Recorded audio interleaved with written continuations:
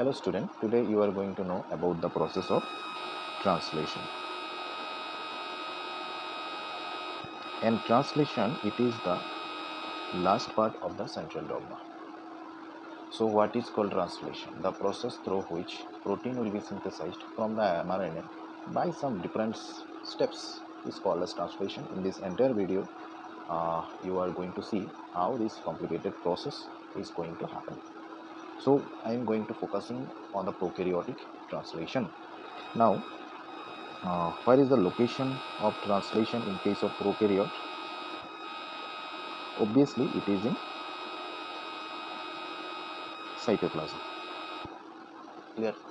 Now, before going to enter into the process, first of all, you need to know about the requirements. What I told? Requirements. What are the requirements? First, you need what? First, you need mRNA. First, you need mRNA, which is called as messenger RNA. Second, you need what? Second, you need obviously tRNA. Third, you need what? Third, you need obviously you need rRNA also. So all the three types of RNA you specially need.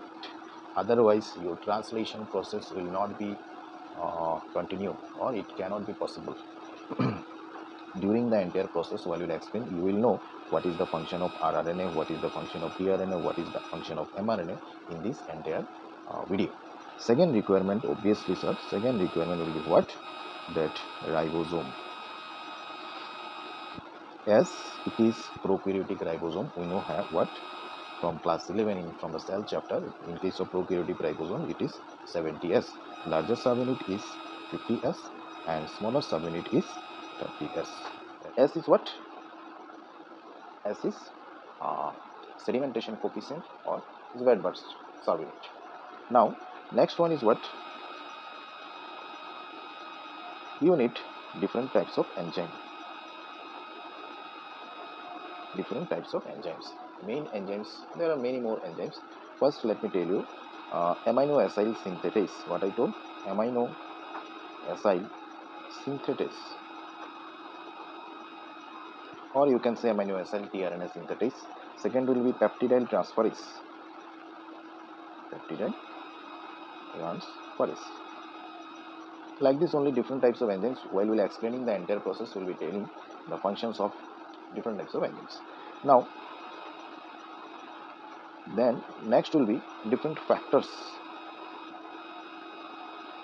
Different factors also necessary for the translation process. First one is initiation factor. Initiation factor.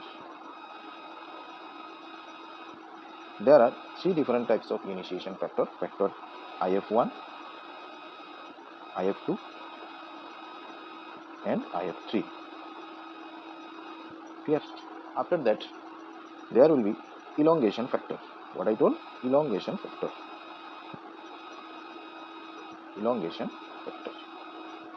Elongation factors are two: EFT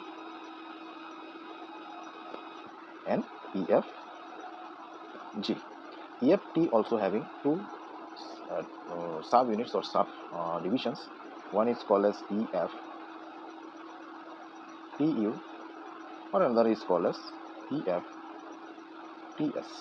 We'll see while in the entire procedures will explain. We'll see their functions and what is their what is the role in their entire process. So during the process, we'll know what is their function in translation. Then after that, termination factor. What I told? Termination factor.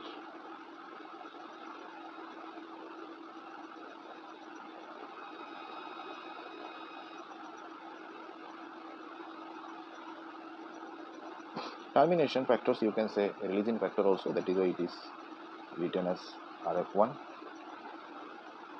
RF2 and RF3. So these are the requirements of the entire translation, but there are other requirements also, like bivalent ions, like magnesium 2 positive ions, okay, which will helping in the attachment of two ribosomal subunits. Now we are going to explain about the translation process.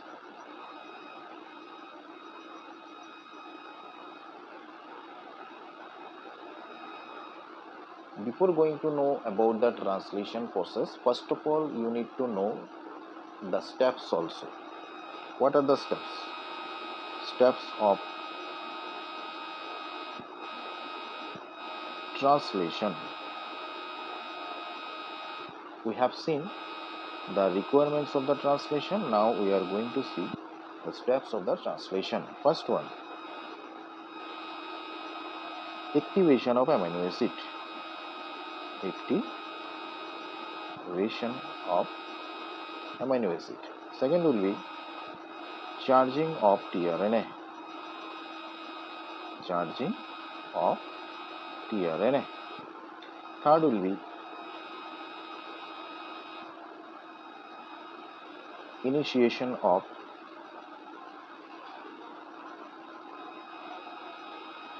polypeptide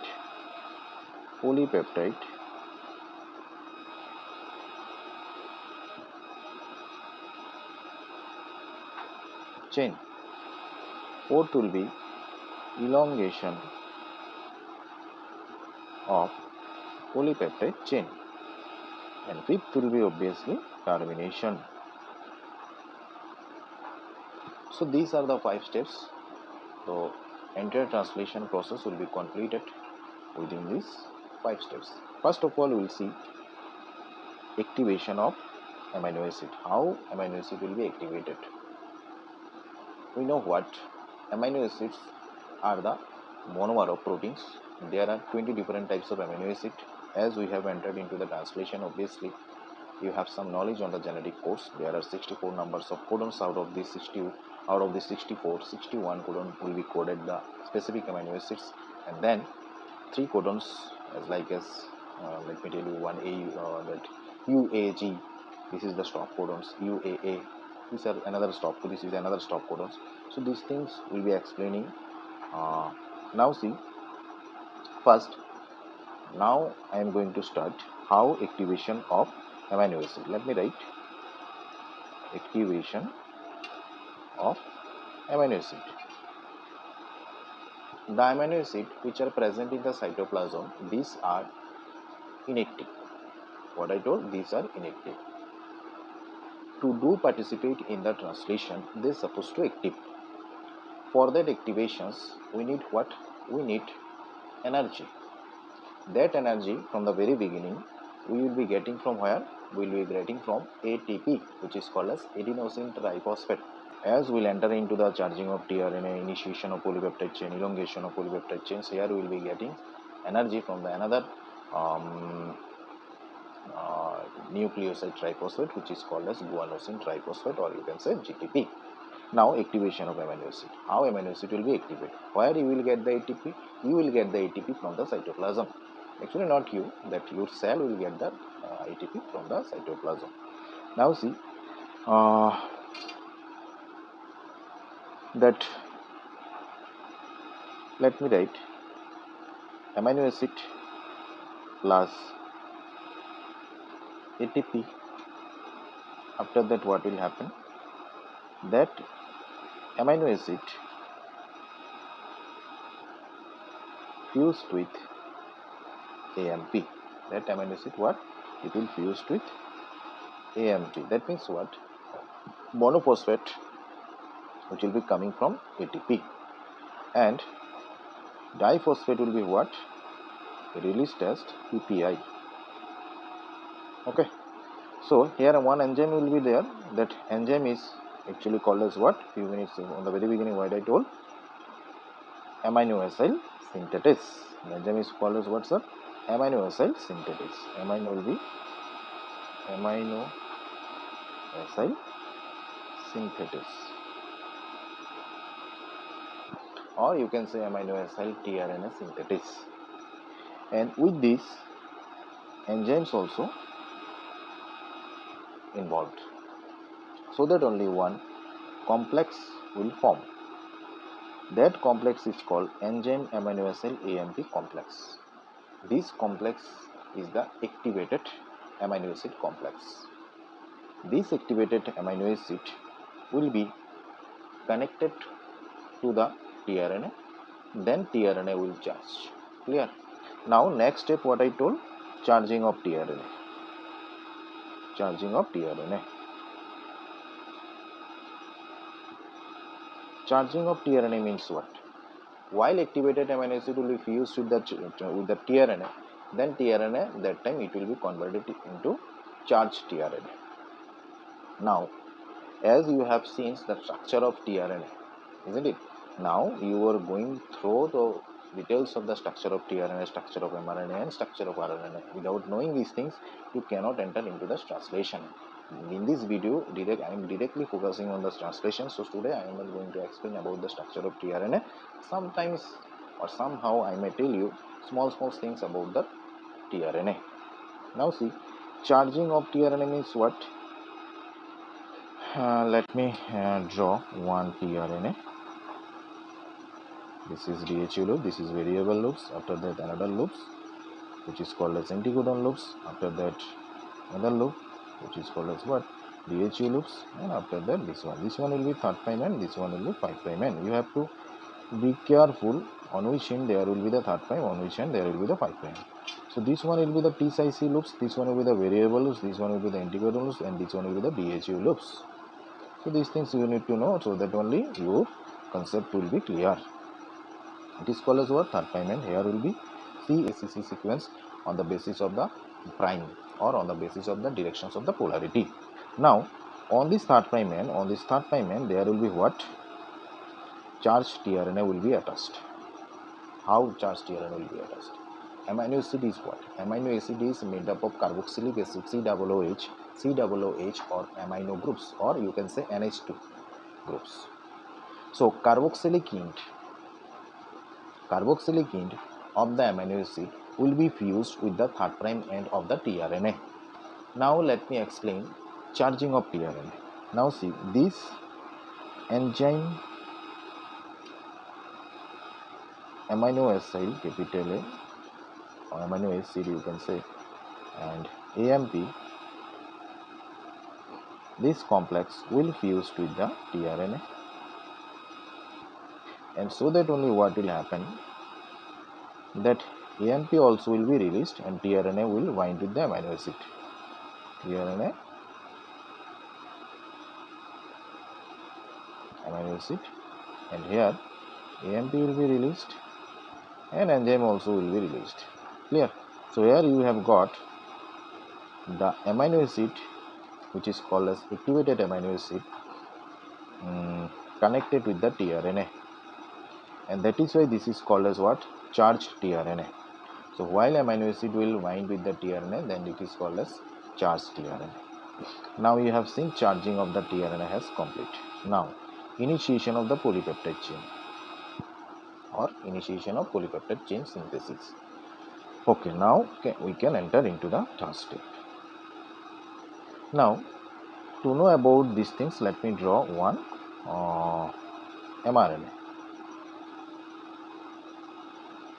This is suppose mRNA. That mRNA will be having some polarity. This is what? 5' and this is 3'. Let's assume that there will be what? There will be AUG codon. Okay, and let's assume that there will be what? UAZ codon. AUG is the start codon, UAZ is the stop codon. And this direction is the what? This direction is upstream direction, and this direction is what? Downstream directions. Here will be, you will be getting what? Here will be, you will be getting UTR region. So this region is called as what? UTR region. Here also it is also called as UTR region. UTR region is what? Untranslated region. Untranslated region. That means what? These regions will not be translated into the amino acid. That is why it is called as untranslated region. It is upstream of the 5' end, and this one is downstream of the 3' end. Now here you will be getting, let me rub it, as you have seen untranslated regions. Let me rub it. Here you will be getting one sequence which is called as what? Which is called as Sine Dargano sequence or SD sequence. That sequence is what? A G G A G G. That sequence is called as what? SD sequence. SD sequence, or you can say Sine Dargano sequence. Now this sequence will helping what? To finding the placement of the smaller subunit of the ribosomes. Now let me draw that larger subunit. This is suppose larger subunit of the ribosome in case of prokaryotes, and this one suppose smaller subunit of the ribosome, which is in case of prokaryotes. Smaller subunit of the ribosome, it is 30S, and in this 30S here will be what? Here will be 16S rRNA. What I told? Here will be 16S rRNA. 16S rRNA. This 16S rRNA will be having complementary sequence of the SD sequence. This 16S rRNA will be having complementary sequence of the SD sequence. So let's see AGG. AGG means what? Its complementary will be what? U C C U C C. So as soon as it has find the sequence which is complementary to this, that smaller subunit will bind to fuse. The smaller subunit of the ribosome will fuse. Clear? So here they will bind. Obviously you can write for your understanding U C C U C C. Clear? So that only proper location will you that smaller subunit will get. Clear? Now after that initiation factor, what I told, after that initiation factor 3, that initiation factor 3 will fuse with the smaller subunit IF3. That IF3 will block the premature binding of the larger subunit with the smaller subunit. This is the function of the IF3. Now what will happen next?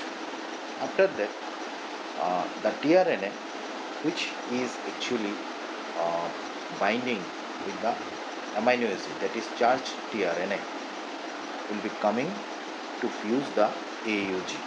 That AUG, what I told, that AUG is initiation codon. Initiation codon. Now you have seen this is the initiation codon, and that initiation codon will code the methionine.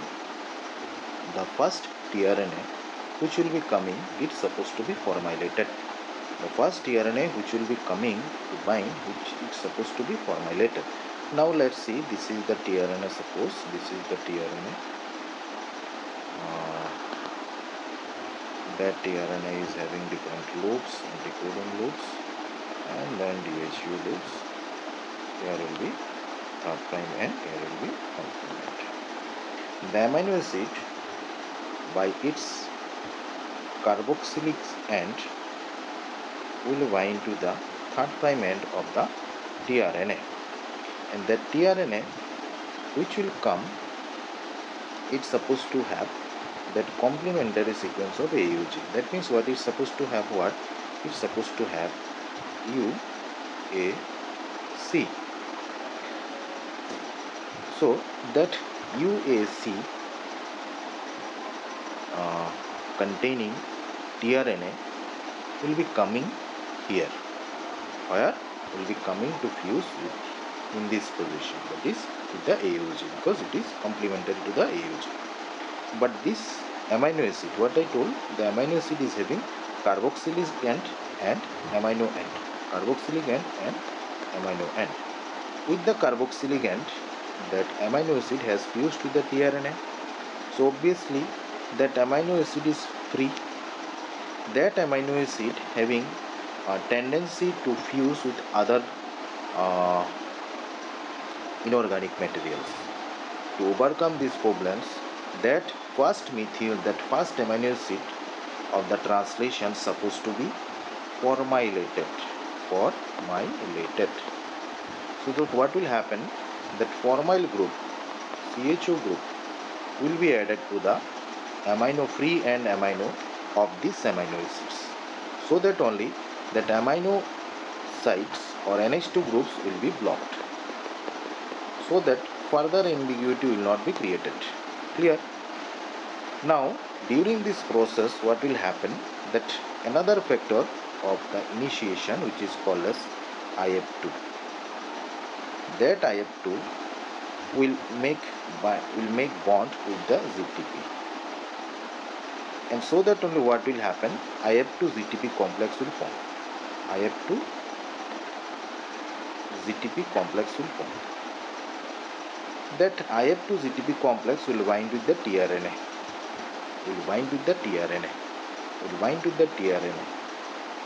And tRNA IF2 ZTP together will come where? Together will be coming in this position by another factor, initiation factor, which is called as what? IF1. Clear? So IF2 GTP complex bind with the formylated methionine, then which will be carried by the or guided by another initiation factor which is called as IF1. So the function of all the factors you have understood. Now see, can I draw here that formylated methionine? So first amino acid which is formylated. So first amino acid, it is formylated. Here will be anticodon loop. Here is variable loop. Here is PCC loop. Here is confinement. And here is DHU loop. And here is pipeline end. And with this, here will be formylated methionine, which has that F-mat tRNA also you can say. Clear? So this one has bond after binding. See here what it is, UAC. After that what will happen, that hydrolysis of GTP will be taken place. Here it has bind. So hydrolysis of GTP has taken place, so that only what will happen, GTP convert into GTP. So that only what will happen, all the factors IF1, IF2 and IF3 will be released from this zone. And due to this what will happen, that larger subunit of the ribosome will come and bind larger subunit. Clear? This is the larger subunit. Larger subunit will come after releasing of IF1, IF2, IF3. Clear? After that, the largest subunit has fused. In this fusion, bivalent ion magnesium ions also helped. Now, in the largest subunit, you will be having what? Three zone. The three zone are called as A site, P site, and E site. This site is called as E site.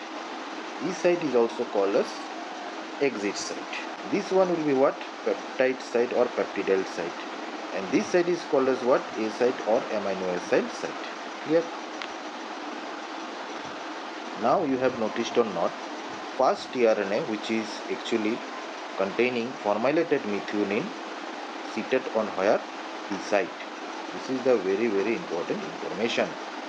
So this is the process of initiation. Clear? After that what will happen? Elongation of the polypeptide chain synthesis will occur. Clear?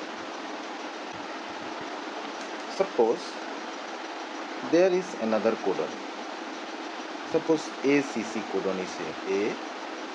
ACC1 codon. Just example. ACC codon here. Obviously the tRNA, another tRNA which will be coming to bind with this ACC, it's supposed to have anticodon. It's supposed to have anticodon this is 3 prime, this is 5 prime, and here will be ACC UGG. See, this tRNA will be having what? Another amino acid. But that amino acid is not need to be formulated, because after a few minutes you will be seeing how that peptide bond formation will be taking place in between the amino acid. Now see what will happen next. This tRNA, first tRNA will be coming by the IF2 GTP complex, and it will be guided by the IF1. So initiation factor has gone after hydrolysis of the GTP. But here what will come? Here what I told, elongation factor. Okay. Now what about elongation factor? Here you will be seeing one important elongation factor which is called as EFT. EFT having two subunit which is called as EFTU and EFTS. While they are not working, EFTU and EFTS are joined together. But why they are supposed to do work? That EFTS will be released. EFTS will be released. Then that EFTU will fuse with what? That EFTU will fuse with GTP. So that only what will happen? One complex will form EFTU GTP complex. This EFTU GTP complex will bind with the tRNA. After that one, it will be carried by this side. And after binding, what will happen? That GTP will hydrolyzed and GDP will released. And here you will be having TU-GMP. So as it is TU-GMP, later on that after hydrolysis that TU again will bind with the TS. Clear? And that cycle will be repeated after taking the tRNA from the cytoplasm to the location of the translation. This is called as EFTU cycle. This cycle will be continuing until and unless translation will be terminated. Clear? Now let's come to this zone. Here what will happen? Let me rub it. Here what will happen? That tRNA will come. This tRNA will come. This is confinement. Here is the variable loops. Here is the anticodon loop. Here is the DHU loops. Here is 5 prime and here is 3 prime and here will be what? Here will be what? The amino acid. This is the amino acid. Here is UZZ. It has carried, or it is having anticodon loops UZZ. Now, after that, what next? As soon as in the EFTU cycle, what I told, while GTP will bind with TU, after that it will make fused with the tRNA.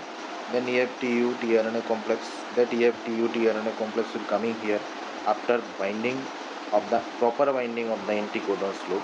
Then hydrolysis will occur, so that only what will happen? GTP will be released and GMP will be there, and that TU again will bind with the TS. This is EFTU GTP complex or EFTU cycles. Now after that what next?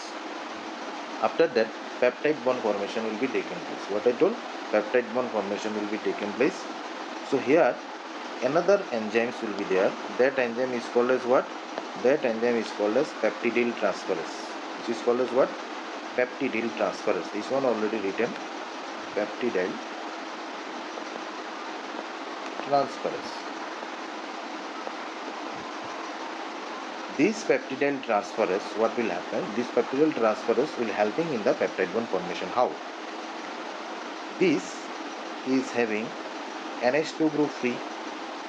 That NH2 group along with peptidyl transferase attack on carboxyl group of the amino acid which is fused with the previous tRNA, so that only breaking of the bond will take place. And then as here will be NH, obviously as there will be the COOH group free, then there will be CONH bond will be taken place. What I told, CONH bond will be taken place. This reaction or this entire phenomenon will be catalyzed by one enzyme which is called as peptidyl transferase. So let's see. This is the bond which is called as CONH bond. Clear? Now see this tRNA, the first tRNA which is present on the P side, this one free from the amino acid. Till now we have seen how initiation has taken place, how elongation factor helping in the transfer of tRNA into the translation zone. After that, what next? After that, translocation will start.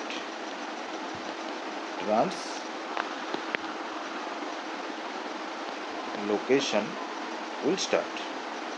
Translocation means what? That ribosomal subunit will be going towards downstream side,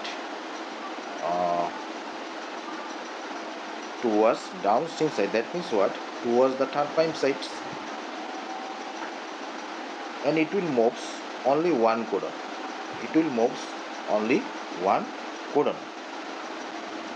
See how translocation will be taken place. Again here another elongation factor. That elongation factor is G. Why it is G? Because it will find fused with ZTP.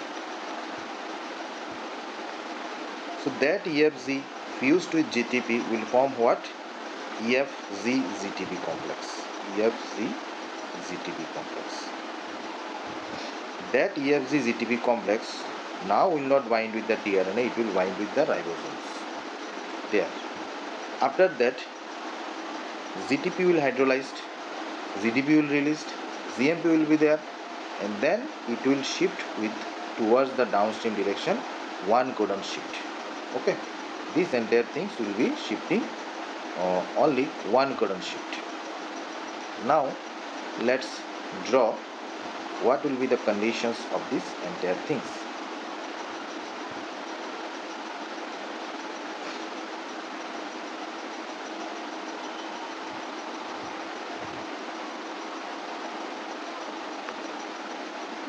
Let me draw. This is the mRNA. Here will be the 5' end. Here will be the 3' end. Here it has one codon shifted. Let me shift it.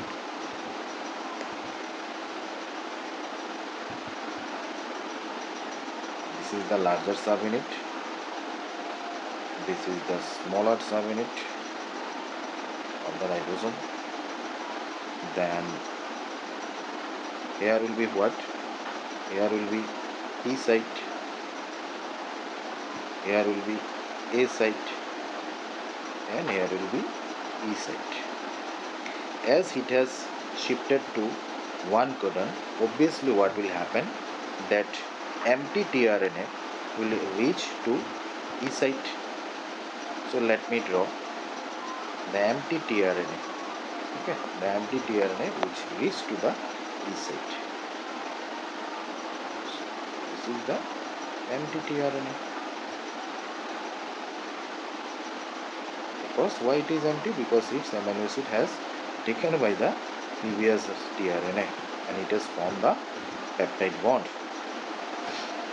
Then this tRNA which was present on this site, that is A site, will be coming to the P site, and it has carried 2 amino acid. Let me draw.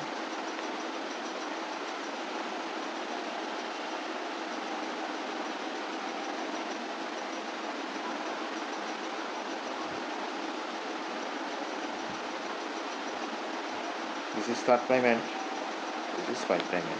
And what I told, it will carry 2 amino acid. This is amino acid. Here is the CONH bond. Here will be the another amino acid. Okay, now this site is empty. Now what? This site is empty. This site is called as what? A site or amino acyl site or amino acid receiving site. Now what will happen next? What I told earlier, that EFTU GTP cycle again will be conducting, so that only it will bind with the another tRNA. Suppose say there will be what? Another codon. Let me take the serine codon. Suppose UCU. What will come? That tRNA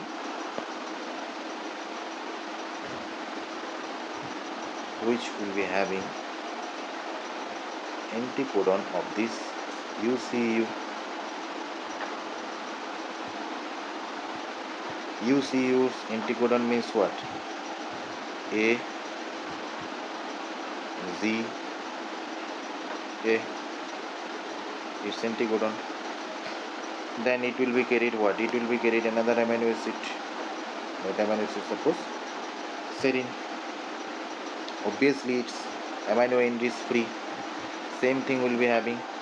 That amino end will be attacking the carboxyl and where it has bind with the 3' end of the tRNA. So that will be what? There will be breaking will be there. Then same thing the previous one, here that enzyme is there, peptidyl transferase. So this peptidyl transferase helping in the peptide bond formation with this carboxyl group of the previous amino acid, which is free from 3' end of the tRNA, will bind with the NH. So that only what will happen? Another bond will be taken place. So you have seen how peptide bond has taken place by the enzyme peptidyl transferase along with NH2. Clear?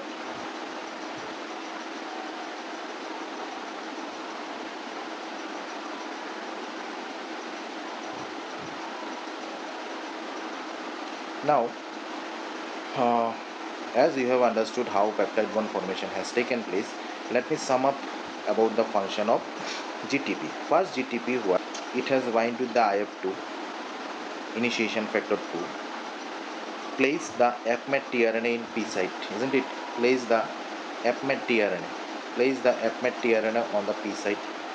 Second GTP with the EFTU, then after that EFTU GTP complex, and it has carried the next tRNA to the amino acyl site or A site. After that, third GTP, that EFZ GTP complex, helping in the translocation of the entire ribosomal subunits to the downstream, that one codon shifting. So this is the summary of the functions of the GTP. Now, as you have noticed, this process will continue. Okay, so this process will continue. Obviously, after formation of peptide bond, what will be the condition? Let me show you what will be the condition.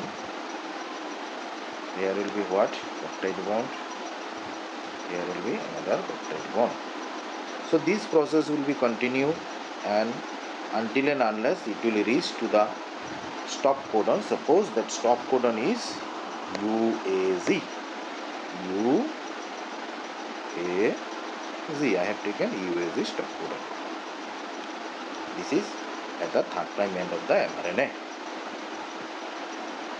Now what happens next? This will again, the same things will be same process. The same process will be repeated on the basis of the sequence, on the mRNA, the tRNA will wind same EFTU cycle, same EFZ-ZTP will be helping in the translocation to the downstream site. It will be going only one codon shifting. It is not mean that directly it will go to this direction. Once at a time, one codon shifting towards the downstream will be taken place. After that, what will happen? UAZ, this is the stop codon. Let me write the releasing factors, or you can say termination factors, although I have already written from the very beginning. First of one RF1, then RF2, then RF3. RF1 can recognize UAA and UAZ. That means what this one can recognize? RF2 can recognize same only UAA, but it can recognize UZA. It cannot recognize UAZ. But RF3 cannot recognize any codon, or you can say any stop codon. But it is having another function which will not be done by the RF1 and F2. What is this function? It can wind with the ZTP. It can wind with the ZTP. And it can recognize the RF1 as well as RF2,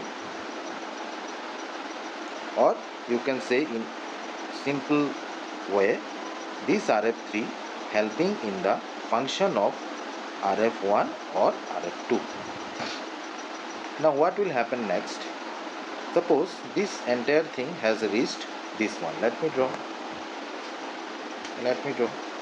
This is smaller subunit of the ribosome. This is the larger subunit of the ribosome. Okay, and now what will happen? That it will be having exit site, it will be having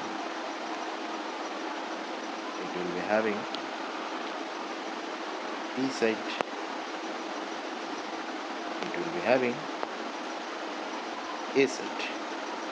On the P site, suppose there will be many amino acid, we are in tRNA, because these things has continued. This is start time end. Let me draw. First 1, 2, 3, 4. Last one supposed to be formulated. Okay. It is A site. On this A site, as it is UAG, obviously UAG cannot code any amino acid, so no tRNA will come. As no tRNA will come, which will be recognized by what? Which will be recognized by, suppose, RF1. RF1 will recognize that mRNA having UAG. That means UAG is calling to RF1, please come, you just stop the translation, I have ended my function. Clear? Now, what will happen next? As I told you earlier, RF1 can recognize the UAG. So as here it is UAG, obviously that RF1 will come and wind to this site. This site is what? This site is A site.